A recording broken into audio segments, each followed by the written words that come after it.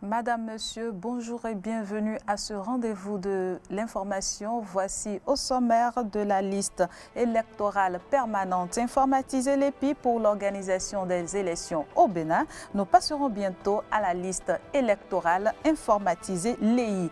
Quelles sont les spécificités de cette nouvelle liste?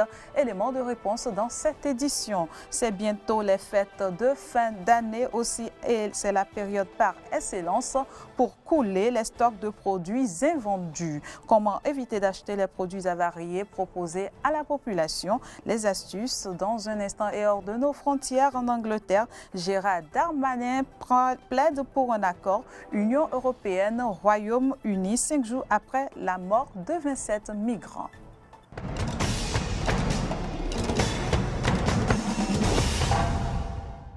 Merci de préférer Eden TV pour vous informer. Conformément aux dispositions légales, la liste électorale permanente informatisée l'EPI a expiré à l'occasion de l'élection présidentielle d'avril 2021. Au terme de la loi numéro 2019-43 du 15 novembre 2019 portant code électoral en République de Bénin, les prochaines élections doivent avoir lieu sur la base de la liste électorale informatisée. Pour mieux comprendre cette mutation, l'honorable Gilbert Bangana, ancien président de la COS l'EPI, explique l'essentiel du mécanisme à la population. Il est au micro de Samson Oké. En 2011, nous avons essayé notre liste électorale permanente informatisée. Et c'est quoi la liste? La liste électorale, c'est permanente informatisée, de constituer une liste informatisée pour limiter les contestations, limiter tant soit peu les fraudes. Et cette liste devait être consensuelle. Et si l'EPI, comme elle a été conçue, elle a été ainsi, c'est tout juste à cause de la défaillance notoire que nous notons dans nos pays au niveau du registre national. Donc c'est comme ça que le président a lancé le RAVIP. Vous vous rappelez bien, le recensement administratif à vocation, identification des personnes. Les gens, j'ai dit, mais c'était la meilleure des choses. Parce que si on assainit le registre d'état civil, il serait plus facile. Parce qu'avant, avec la LEPI, il y avait un peu d'exclusion. Ceux qui n'ont pas été se faire enrôler ne pouvaient pas voter, n'ont pas de carte d'identité. Mais le RAVIP, vous vous rappelez, ça concernait tout le peuple. Même les étrangers résidents, ils ont leur registre au niveau de la commune. Les nationaux ont leur registre au niveau de la commune. Et si c'est fait ainsi, il serait plus facile d'extraire la liste électorale à partir du registre national. Donc cette liste, on l'a appelée la LEI, la liste électorale informatisée.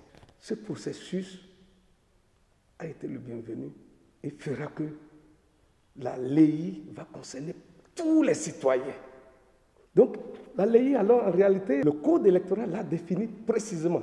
À son article 120, il dit « La liste électorale informatisée est une liste numérique unique, exhaustive et nationale, avec photo de tous les citoyens en âge de voter pour toutes les élections organisées dans une même année. » Donc, du RAVIP, on va extraire la liste des personnes qui ont au moins 18 ans, qui pourront voter. Des personnes, des Béninois, bien sûr.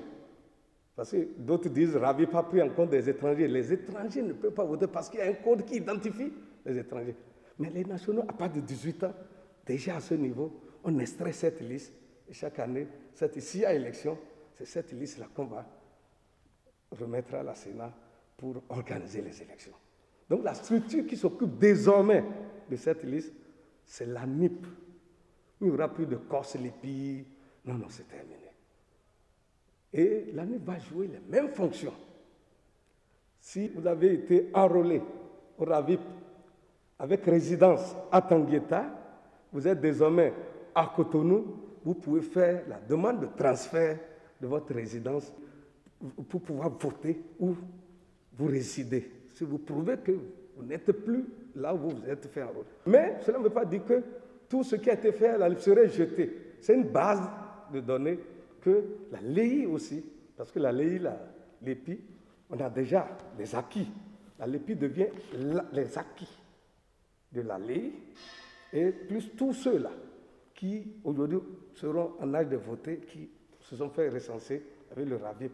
Tout ça, cette base de données constitue la laïe. C'est bientôt la fin de l'année, une période au cours de laquelle on note une recrudescence des cas d'accidents sur nos routes. Comment prévenir ce phénomène qui coûte la vie à certaines personnes, certains usagers de la voie? Bruno Arouangan, président de l'ONG ASPT, entendez, Attention Sécurité pour tous, présente ici les statistiques des cas d'accidents et donne quelques conseils aux usagers de la route en quelques semaines de la fête de fin d'année. Suivez. Au Bénin, il y a 2 tués chaque jour que Dieu fait. 2 Béninois sont tués tous les jours sur nos routes. D'après les statistiques que le Centre national de sécurité routière, avec son service de statistiques, a présenté, c'est 2 tués par jour. Ces 2 tués par jour dont on parle, c'est des jeunes entre 15 à 40 ans.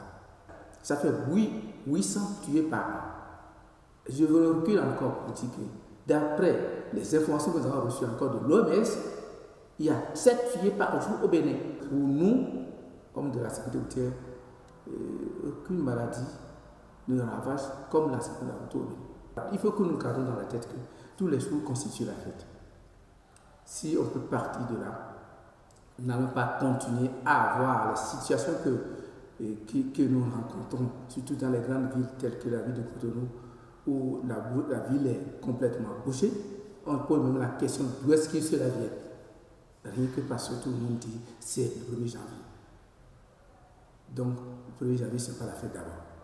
Disons, tous les jours constituent la fête. Les accidents de la route que nous observons vers la fin d'année. Rien que parce que tout le monde se presse pour dire je dois fêter. Et tout le monde s'accule pour dire je dois fêter. Et à partant de là, des gens qui peut-être qui devait, je prends l'exemple d'un taximan qui dit qu'il a l'habitude de faire 2 voyages, aller-retour par jour. Mais comme les fêtes s'approchent, et comme les clients aussi sont là, il préfère aller plus de 4 fois les faire le voyage, ou bien c'est les émissions. Il dit qu'il doit chercher l'argent, il doit avoir telle somme dans cette journée parce qu'on tient à le faire, et premièrement, vous augmentez votre vitesse. Et comme vous le savez, le virus principal de l'accident de la route, c'est l'excès de vitesse. Les usagers de la route que nous sommes, nous devons réfléchir pour savoir que ce n'est pas seulement une seule fête. L'année prochaine encore, c'est la fête. Nous devons réfléchir pour savoir que ce n'est pas seulement pour ces raisons que je vais faire tout, peut-être pour me tuer, ou bien pour créer des victimes innocentes, parfois même être victime aussi, et créer des difficultés à la famille, à la nation. Donc, nous allons vraiment demander à nos usagers de la route que la fin d'année n'est pas la fin du monde. Et le 1er janvier, ce n'est pas la fête. Je vous l'annonçais en titre, la période de fin d'année est également le moment pour certains commerçants de déverser sur le marché des produits avariés, périmés ou impropres à la consommation. Dans le lot des acheteurs, on y trouve des consommateurs avertis qui appellent leur père à la vigilance. Premier indice, ils préconisent la vérification systématique des dates de péremption des produits à l'achat. Suivez quelques-uns d'entre eux au micro de Clémence Tonoukoua. Quand nous allons dans les marchés pour pouvoir se ravitailler, surtout par une période de fin d'année, nous devons regarder les dates de péremption et savoir quels produits il faut s'approvisionner pour ne pas tomber dans ces mailles.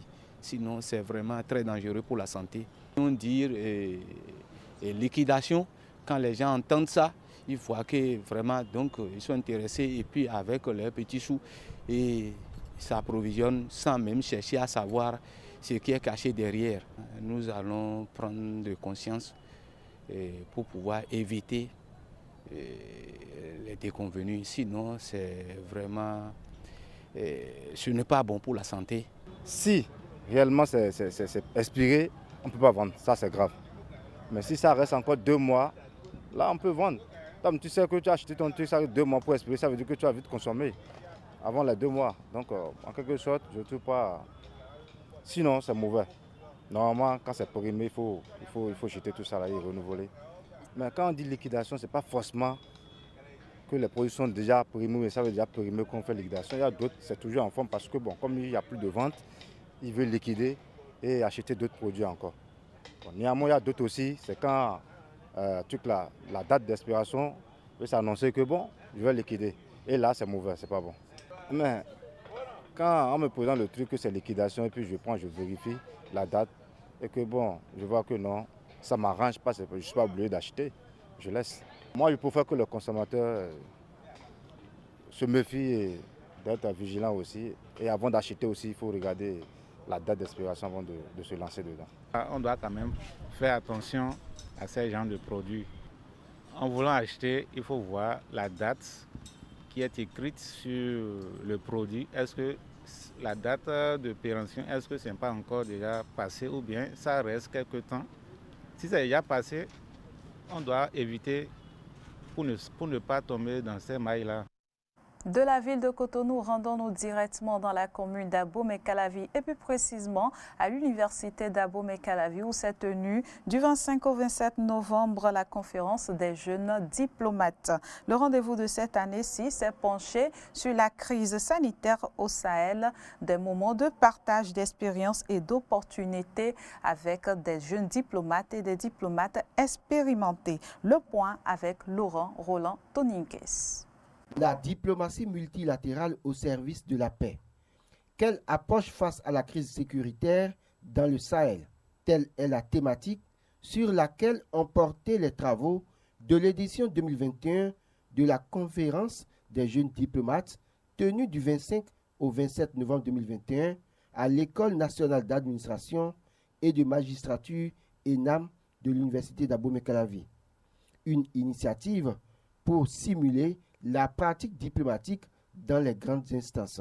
Alors, il s'agit donc de créer un cercle, un cadre d'apprentissage, de simulation, mais également de stimulation pour les jeunes, tout cela dans un environnement donc assez propice qui leur permet donc de reproduire les réalités diplomatiques internationales, pour les préparer à une meilleure connaissance, à une meilleure découverte, pour comprendre une meilleure compréhension et appréhension des réalités de notre monde contemporain.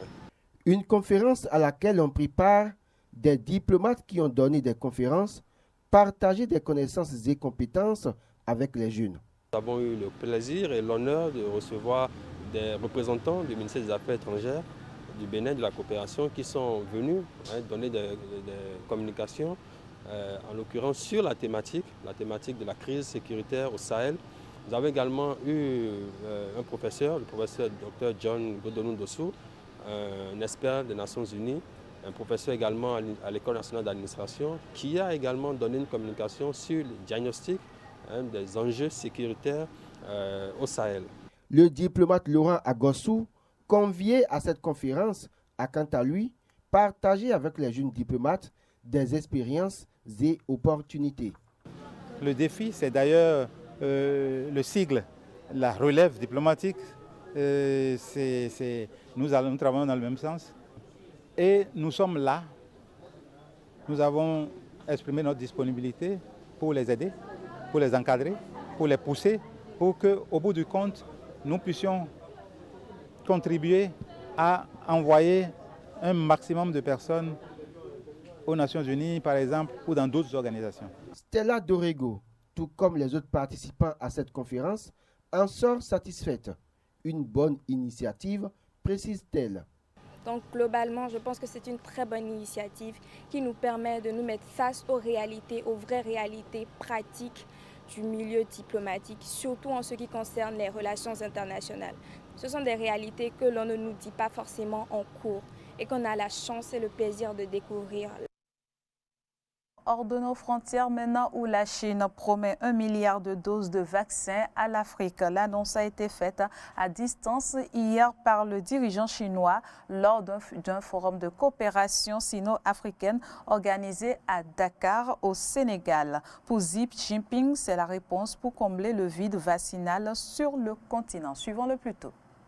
2022年，60%非洲人口 pour contribuer à la réalisation de l'objectif fixé par l'Union africaine, à savoir vacciner 60% de la population africaine contre le Covid-19 d'ici 2022. J'annonce ici que la Chine fournira à l'Afrique 1 milliard de doses de vaccins supplémentaires, dont 600 millions sous forme de dons et 400 millions sous d'autres formes, comme la production conjointe entre des entreprises chinoises et les pays africains concernés. En plus, la Chine réalisera 10 projets de santé pour les pays africains et enverra en Afrique 1500 professionnels médicaux et experts de santé publique. Toujours au volet santé, le variant Omicron a été détecté chez un Français sur l'île de la Réunion. L'homme touché par cette nouvelle forme du coronavirus revient de la Mozambique avec pour escale en Afrique du Sud, premier pays ayant enregistré le variant Omicron. Et pour pallier à une très large propagation de ce variant, les ministres de la G7, de santé de la G7 appellent à une action rapide. Reportage. Freiner la propagation du variant Omicron, voilà le cœur des discussions de la réunion en urgence qui s'est tenue ce lundi à Londres. La communauté internationale est confrontée à la menace d'un nouveau variant hautement transmissible du Covid-19 qui nécessite une action urgente. Les ministres ont salué le travail exemplaire de l'Afrique du Sud qui a su détecter le variant et alerter les autres. Les ministres se sont engagés à se réunir à nouveau en décembre.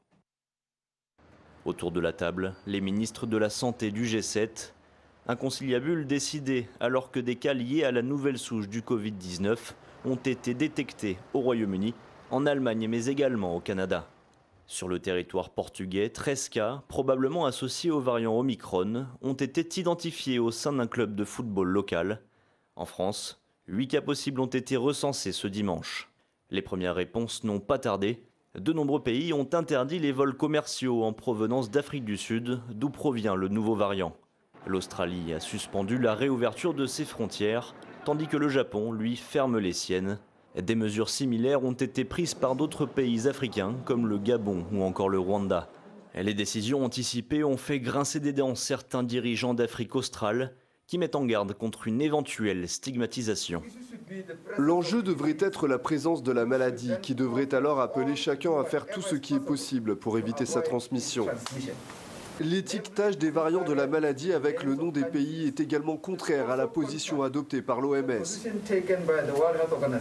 L'OMS qui, de son côté, a immédiatement déconseillé les restrictions sur les voyages, appelant à garder les frontières ouvertes. L'organisation craint notamment que ce type de réaction pousse de futurs pays à ne pas informer la communauté internationale aussi rapidement en cas d'apparition d'un nouveau variant. 5 jours après la mort de 27 migrants en partance pour l'Angleterre, Gérald Darmanin plaide pour un accord Union européenne-Royaume-Uni. Le ministre de l'Intérieur a annoncé hier le doublement des effectifs pour lutter contre les réseaux des passeurs. Les précisions avec RT France. Malgré son calme apparent, la rivière Bidassoa est une faucheuse de migrants. Située à la frontière franco-espagnole, elle constitue la principale menace pour les milliers de candidats à l'exil qui tentent de gagner le territoire français. Depuis le début de l'année, 3 d'entre eux s'y sont noyés. Au total, ce sont 6 migrants qui ont perdu la vie en 6 mois. Mais malgré les risques, la plupart de ces jeunes venus d'Afrique subsaharienne assurent ne pas avoir peur. On a tout risqué, on a risqué la vie, passant par la Méditerranée. Franchement, pour nous, il n'y a plus de risque. Franchement, on a tout risqué.